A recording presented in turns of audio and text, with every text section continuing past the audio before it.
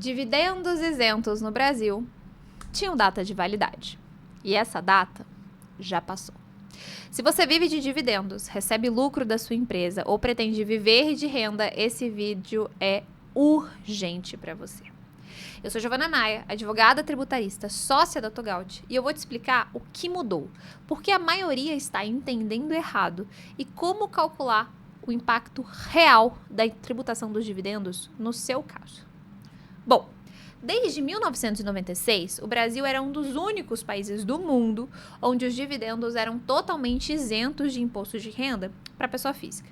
A lógica era simples. O lucro já foi tributado na empresa, então quando ele chega no sócio, não paga de novo. Só que isso mudou. A Lei 15.270 de 2025 criou a tal da tributação dos dividendos a partir de janeiro de 2026. E o que aconteceu? Todo mundo entrou em pânico. Manchete para todos os lados. Dividendos vão ser taxados em 10%. E a maioria das pessoas parou aí. Leu a manchete, ficou com medo, não entendeu o que realmente aconteceu e está muito preocupado. Mas existe uma diferença enorme entre o que é retido, o que é indicado de tributação e o que você efetivamente paga de imposto. E eu vou te explicar agora como que funciona esse processo de tributação dos dividendos, esses momentos de tributação e como você precisa fazer para se organizar e entender o impacto de fato que isso tem na tua realidade. Esses são pontos que quase ninguém te explica direito. Antes de mais nada, eu vou te convidar para se inscrever no nosso canal, já deixar o seu like, para que você possa acompanhar todos os vídeos que a gente vai postar sobre tributação empresarial, patrimonial, blindagem e estruturação societária também. Além, é claro, de planejamento sucessório. O que aconteceu? Essa lei, primeiro ponto que a gente precisa deixar muito claro e estabelecido, é que essa lei não é a lei de tributação dos dividendos, tá? Os dividendos, eles continuam isentos. O que eu passo até agora é uma tributação de uma alíquota efetiva na pessoa física. Por que isso é tão importante? Porque enquanto esses dividendos, isso é básico, gente, enquanto esses dividendos não chegarem na pessoa física, essa tributação ela não existe. Giovana, você quer me dizer então que se eu tiver uma empresa que paga os dividendos para outra empresa, que paga para outra empresa, que paga para outra empresa, num looping infinito de pagamentos, enquanto eu só tiver pessoa jurídica envolvida, eu não tenho imposto? É exatamente isso que eu quero te dizer. Então, por exemplo, se você tem ou vai estruturar ou pensou em estruturar uma holding, por exemplo, como sócia da tua empresa, você já se livrou parcialmente da tributação dos dividendos. Porque esse movimento segue isento de tributação. Agora, no momento em que esse rendimento chegar na pessoa física, aí sim a gente vai ter uma discussão sobre essa tributação. Essa tributação que acontece inclusive em dois momentos. A lei criou e estabeleceu esses dois momentos para a gente. A primeira é a retenção na fonte. O que significa aqui? Se você recebe mais de R$50 mil por mês de dividendos de uma mesma empresa no seu CPF, a empresa retém 10% de imposto antes de pagar. Veja, isso não é o imposto final, é uma antecipação. É como se o governo dissesse: eu vou segurar esse valor aqui e no final do ano a gente acerta a conta, se eu devo para você ou você deve para mim. E isso, gente, vai acontecer sobre o valor total da distribuição. Giovana, se eu retiro R$55 mil de dividendos dentro do mês, no mesmo CNPJ para o meu CPF, você vai ter R$5.500 de imposto retido na fonte diretamente pela empresa. Janeiro, fevereiro, março, abril, essa conta é mensal.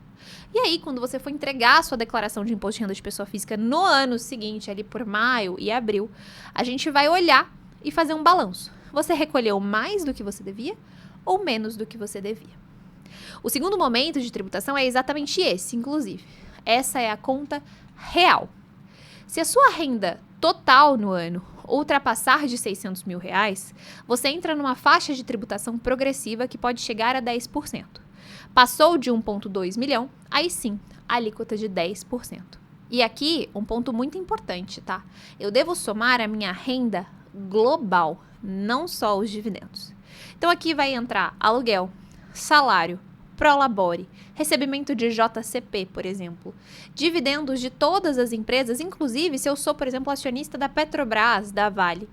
Vai entrar também nesse cálculo os rendimentos no exterior e rendimentos de aplicação financeira exclusivamente tributados na fonte, como o caso de um CDB, o caso de uma previdência privada ou o caso até mesmo de um tesouro direto.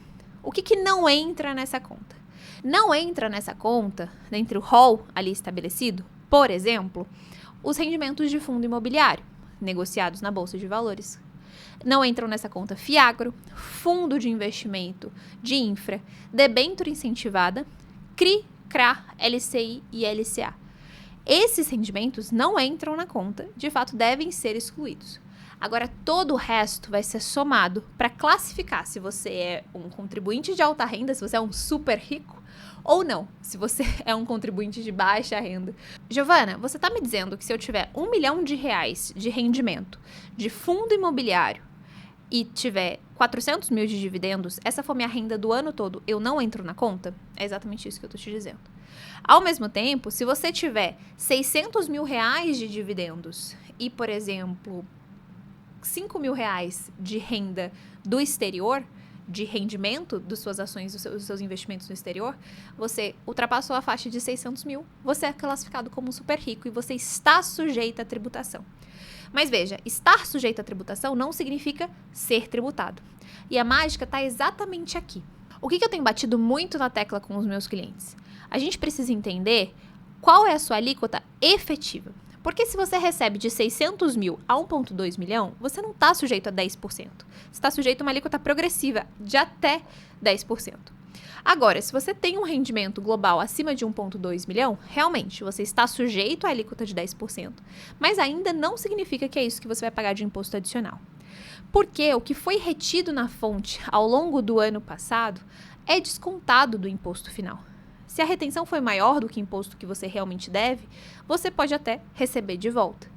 Isso quer dizer que a gente tem gente que vai ter retenção na fonte todo mês, mas na declaração anual o imposto efetivo pode ser muito baixo. E na prática, pode até ser zero. E tem gente que vai pagar os 10% cheios. Tudo depende de dois números: a sua renda total e a possibilidade de compensação dentro de um planejamento tributário. Então, percebe o que acontece? A maioria das pessoas leu 10% sobre dividendos e entrou em desespero. Saiu abrindo holding, saiu estruturando, colocando filho, sogra, periquito, papagaio na estrutura da empresa para poder tirar e distribuir dividendos. Entrou em desespero. Mas o impacto real varia significativamente de pessoa para pessoa. Tem médico que retira 55 mil reais por mês, vai ter retenção na fonte, está assustado e no final do ano não vai pagar nada de imposto efetivo adicional. Tem empresário, inclusive tem cliente meu, que retira de dividendos 500 mil reais por mês, que a gente repensou a estrutura de societária dele, e ele também não vai pagar nada de imposto adicional no ano seguinte, do tal da tributação dos 10%. São mundos completamente diferentes, mas a mesma manchete e o mesmo desespero.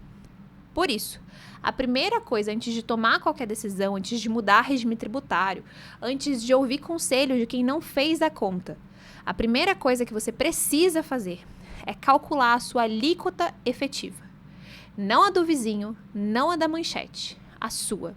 Porque só com esse número na mão você consegue decidir se precisa mudar alguma coisa ou se a sua estrutura atual já dá conta e zera a sua tributação. Bom, resumindo, dividendos isentos acabaram? Não para todo mundo. Retenção na fonte de 10% ao mês não é a mesma coisa que imposto efetivo.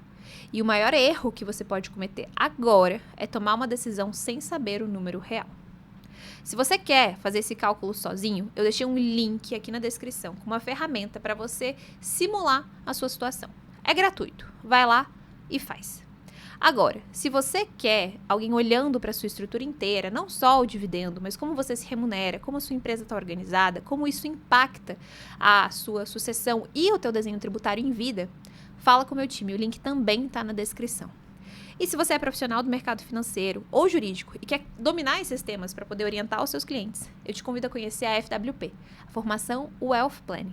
É a nossa formação em que a gente fala sobre esses temas e muito mais. O link também está na descrição. Eu espero que esse vídeo tenha te ajudado a esclarecer, que tenha colocado um pouco do que eu falo que é a bola no chão, sem muito desespero. E entenda que antes de estruturar qualquer coisa, você precisa descobrir a tua alíquota efetiva. não é do vizinho, não é da manchete, não é do seu sócio, inclusive. Sócios podem ter realidades completamente distintas, ainda que retirem a mesma quantidade de dividendos no ano a ano, dependendo da tua realidade de carteira de investimentos e vida pessoal. Foi um prazer estar aqui com vocês e até o próximo vídeo.